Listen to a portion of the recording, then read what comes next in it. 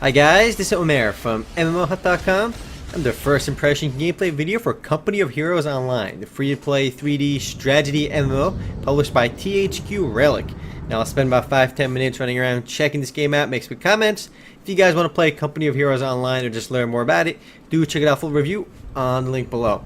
Now if you've ever played Company of Heroes, the strategy game by THQ, you should be pretty familiar with the gameplay in Company of Heroes, and I'll show you that in a bit.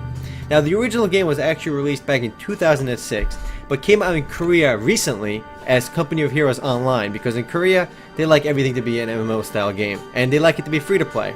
So you can see in the character creation screen, I can make American or Warmusht, which is just the Germans, I guess. I'm going to show you guys the American commanders. There are 3 classes in the game: infantry, airborne, and armor.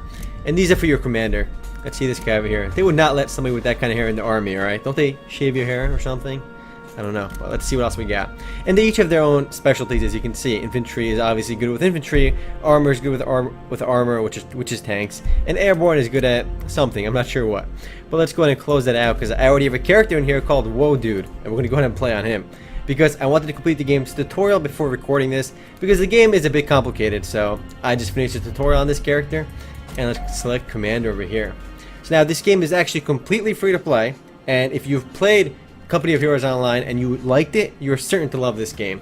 But before I get into the actual game, I should point out that it is exactly like Company of Heroes, the actual RTS game. You have the entire experience right over here and more. Let me just show you that real quick. I mean, you could actually play the single player campaign on here, which I'll show you after. But first, let me show you some of the MMO/RPG elements in the game. We need some commander tree over here.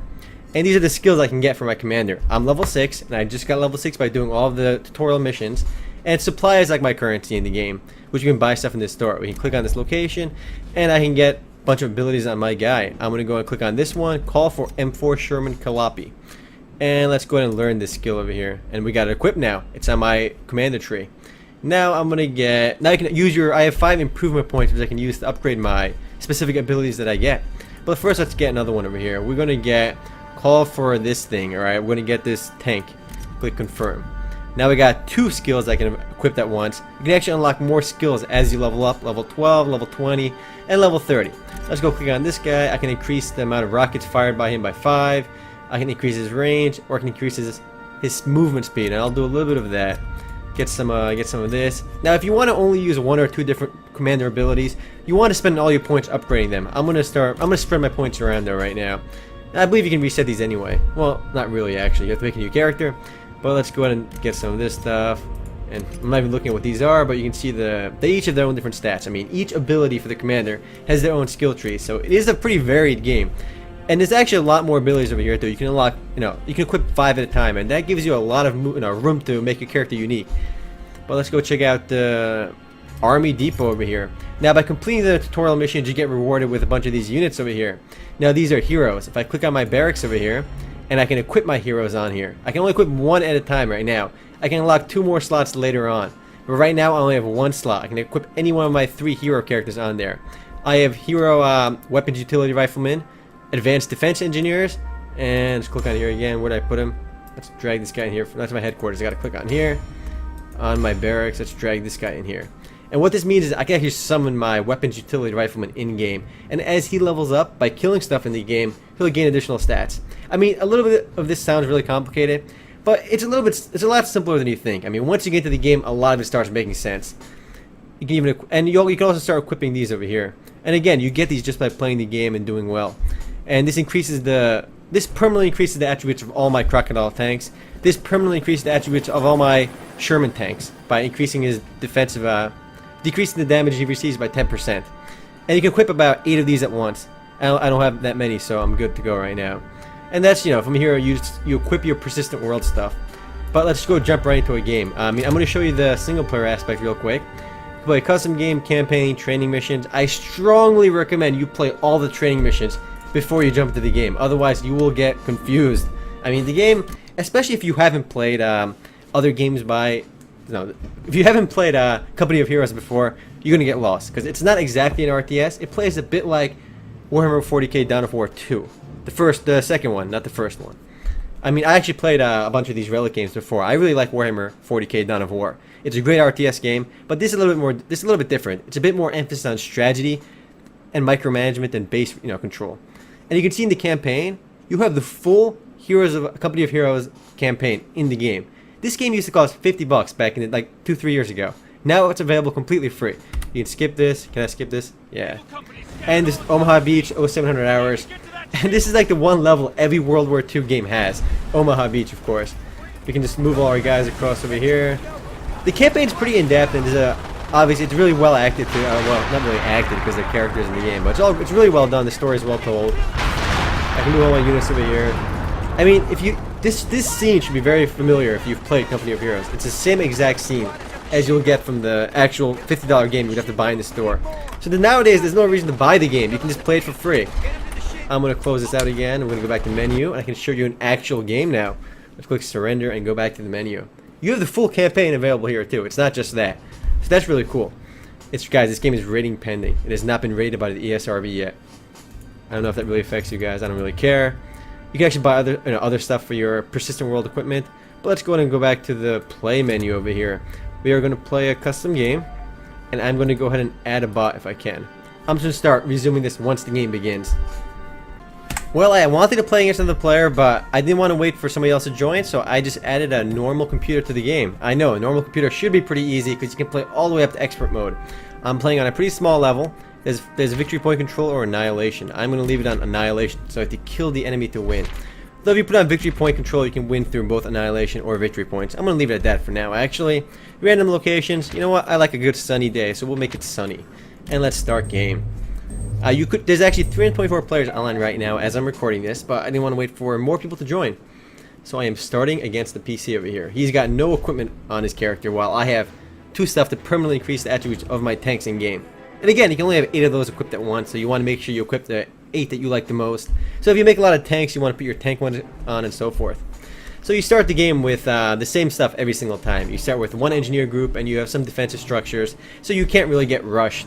And if you've played Company of Heroes Online before, it's the same exact game. They only added a few RPG elements to it, and now they're re-releasing it as an MMO. And I think it's awesome because this game used to cost money, and now you can play it for free, which is always a win in my book.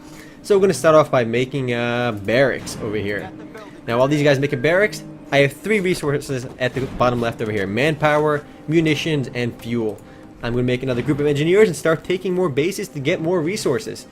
Now, just like Dawn of War 2 and Dawn of War, you get resources by actually capturing strategic points on the map. Let's see what we got over here.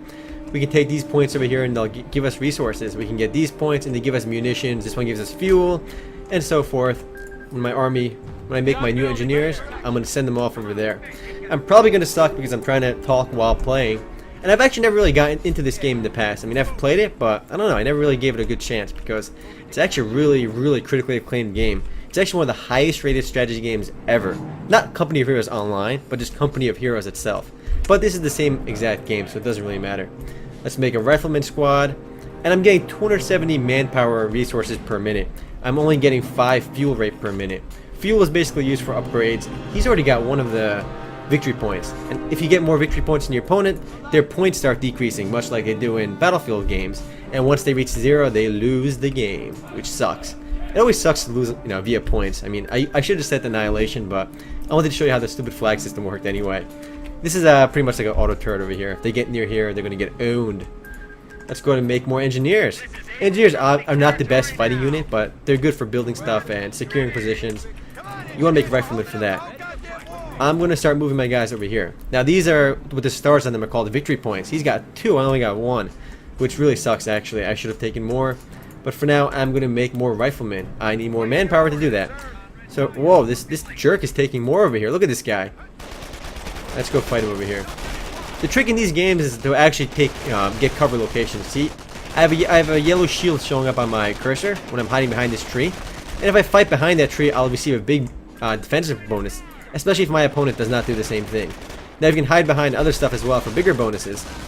My guys are just getting rolled right now. I gotta send some support over there. Let's send this out. I took this area. I'm gonna build some defensive structures over here. Let's put some sandbags right over here that I can make my riflemen hide behind. So for now, I'm gonna take that victory point so my opponent does not win. Let's make more units over here too. I mean, this isn't entirely like Dawn of War 2, because in Dawn of War 2, there are very few buildings, if any, and it's all done with the units on the field at once. Let's make a Jeep this time. We go beep beep, I'm a Jeep. Let's bring a Jeep out. They're supposed to be good against snipers. Even though there are no snipers on the field right now, I want to make them anyway. Now, if you see, I can hide my guys. Well, my guys are taking this victory point right now. See, if I hide my dudes behind these sandbags, they have a green shield over their head, and then they have much stronger defenses, and it's better to camp behind over there anyway. And the trick is to get as many resources as possible. Now, I wanted to do this game. It's actually in closed beta right now, and it probably should go to open beta eventually. But it's in closed beta right now, and I wanted to do it because it really shows you how far the whole free-to-play industry is going. I mean, before, you wouldn't imagine companies like Electronic Arts and THQ embracing the free-to-play genre. I mean, just recently, EverQuest 2 went free-to-play. Well, they announced they were going free-to-play. DDO went free-to-play and was a big success. You had them announce that Lord of the Rings Online is going free-to-play, and now THQ is making one of their flagship RTS titles, go completely free-to-play. Now, how awesome is that? I mean, the game has always been free-to-play in Korea, the same exact game, Company of Heroes Online, and it actually only came out there recently. It just came over here now as a free-to-play game. They're testing the waters with this, but I think it's going to work out well for them because it's a great game. I mean, the gameplay itself requires a lot of strategy. It's not your standard StarCraft-style RTS game. Not that that game doesn't require strategy either, but this game has more MMO elements where you can you get experience in the game, you can get stuff outside the game as well. And I know I'm doing terrible because I'm not really paying attention. He's probably got almost the whole map, and he's only on normal mode too. So let's go take more stuff over here. And again, the more of these I have, the more resources I can control, the more resources I gain per minute. Let's build more defensive structures over here.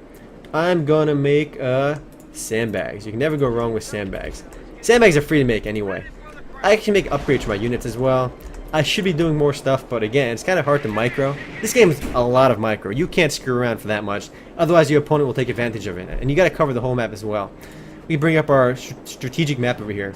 You actually have to connect all the bases you control to your headquarters, otherwise you won't gain the benefits of that area. Say I control this munition point over here. It gives you plus 16 munitions per minute, but I don't control what's in between it, and it doesn't connect back to my headquarters. I won't gain any benefits for it. It's actually a lot of micro involved too. I mean, you always gotta keep an eye on every corner of the map. See, these guys are gonna get owned because they're engineer squads. I need to get riflemen over there quick. Where's my Jeep? I got a Jeep. Got a Jeep. I'm gonna send my Jeep out over here and see what happens. These guys are gonna chill over there. I should actually capture one of these. I should make a barracks somewhere a little bit closer to my enemy, so I can reinforce a little bit better. Let's see what's going on over here. Let's get my troops over here. Where's my engineers? You know what? Stop making those sandbags. We're going to make some more fun units. Well, not units, but buildings. Let's go make a barracks. Actually, I can't make this over here. I gotta make a field barracks further up. But I can only do that if I control a random building. But for now, let's make more soldiers over here. And make more engineers back over here. You can make tanks as well, but you gotta make the buildings required to do so. The game is surprisingly in-depth, more so than I expected. I mean, I've never actually played this game before. Well, I have, but only for like 10 minutes. I've never gotten into this before, so I was surprised to learn how in-depth it was. And this is a game that you really can't play on your own without first doing a tutorial. Unless, of course, you want to figure everything out on your own. And my Jeep is just rocking those guys. Holy crap. That Jeep has like 30 kills by now. I'm going to go take these bases over here while I can. They're going to take this, while these guys are going to take that. You can upgrade grenades on them as well. Each individual troop group can actually throw grenades. So it makes the game even more micro-intensive. You can even reinforce your additional guys. I can upgrade flamethrowers on my guys right now, but I need upgrades before I can do that. Let's go build a weapons support center. And from there I can have access to more upgrades. There's a lot going on in this game. I think it's really awesome, and that there's more and more games going free to play. Just seeing this go free to play was awesome though. I mean, this is another big Western company, embracing the whole free to play genre. And I don't think they're going to ruin it either, because this stuff you can buy, you'll be able to buy in the cash app, but it won't really break the game. It'll only be convenient stuff probably.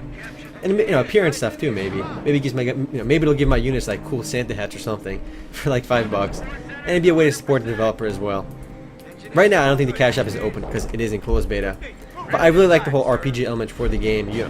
Right now I only have one. I have one company commander point. If I had, let's say, 6 of them, I could summon my M4 Sherman Calliope. Or if I had 7 of them, I can make my Pershing unit. And then I'll just reinforce it. And these are where I actually spent my commander points. I mean, as you win games, you'll get experience and you can get more stuff on your tech trees. And by doing that, you can summon units in battle. But you need to get experience in-game before you can do that. Individual units themselves can actually level up as well. So that actually adds more depth to the game. Let's go zoom in on this guy. Let's see what he's up to. Well guys, I am running out of time. If you guys do want to play Company of Heroes online or just learn more about it, do check it out full review on the link below.